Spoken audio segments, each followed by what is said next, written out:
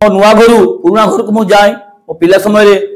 School life कथा से माँ को मंदिर पार्श्व दे आम जाऊ से जो संपूर्ण निर्णय समय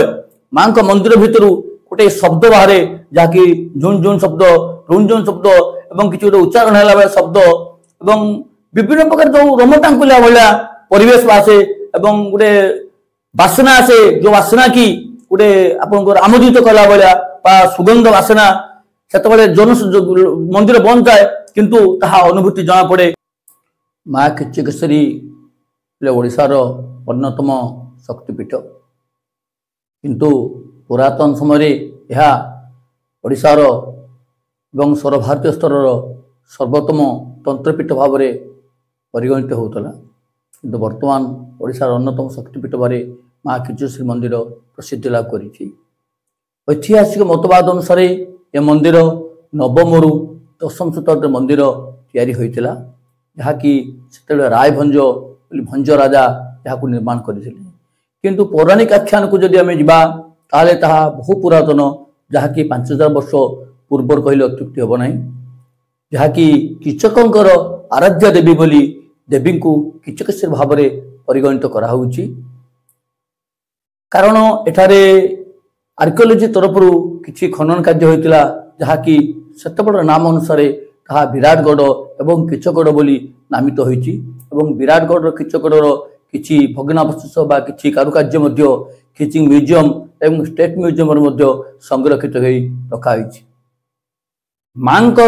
महात्म्य कहले ये प्रत्यक्ष देवी जहाँकि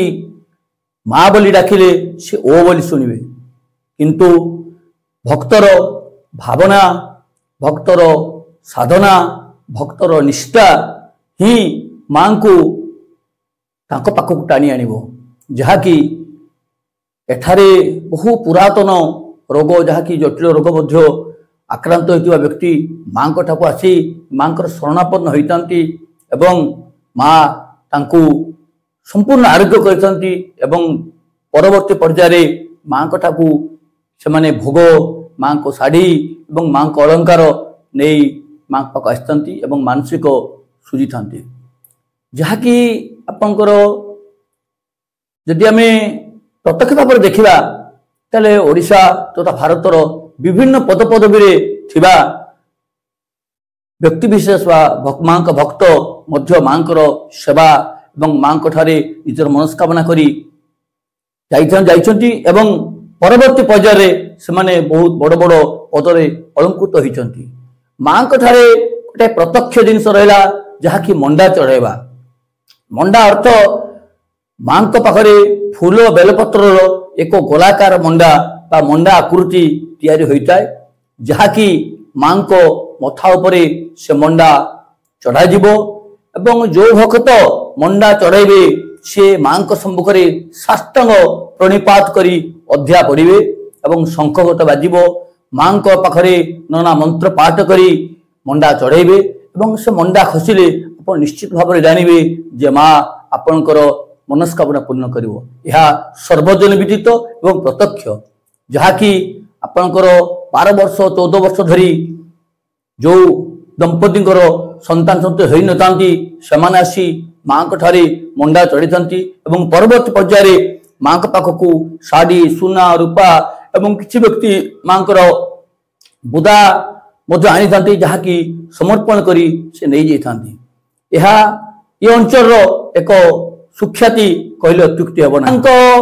पीठ है जेहेतु एक शक्तिपीठ तेणु माँ शक्तिपीठ जे चंडी पाठ बा माँ पाखरे बगलामुखी पूजा और विभिन्न प्रकार शक्ति पूजा जहाँ ताहा माँ ठारे पूजा करा जाए एवं जो भक्त चाहिए से माने ताहा पूजा करिवे एवं तांकर जो मनोवांछा जो अपूरणीय जिनस रही ताहा पूरण हम यह सुनिश्चित कथा। जेहेतु वर्तमान परिस्थिति टिके अलग रही कारण जनगहरी शब्द घोगा गर्जन गाड़ी घोड़ा गर्जन ये सब गर्जन अनुसार माँ प्रत्यक्ष अनुभूति आप पाइपर ना किंतु मोर बाल्यवस्था कथा मोर मन पड़ुची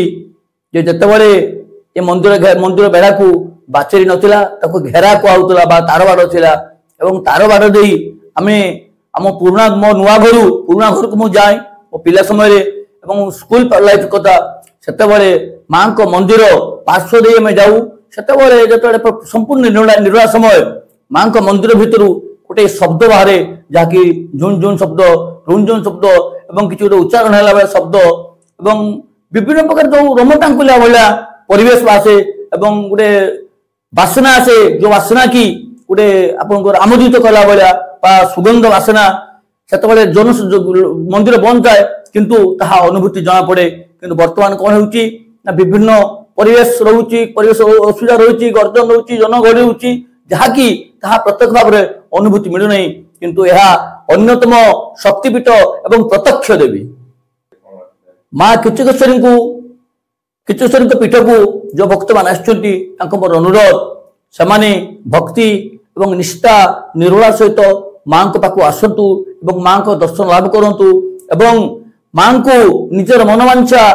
जनातु माँ निश्चित भाव में मनोवांछा पूरण करेंगे यह माँ ठार मोर विशेष अनुरोध।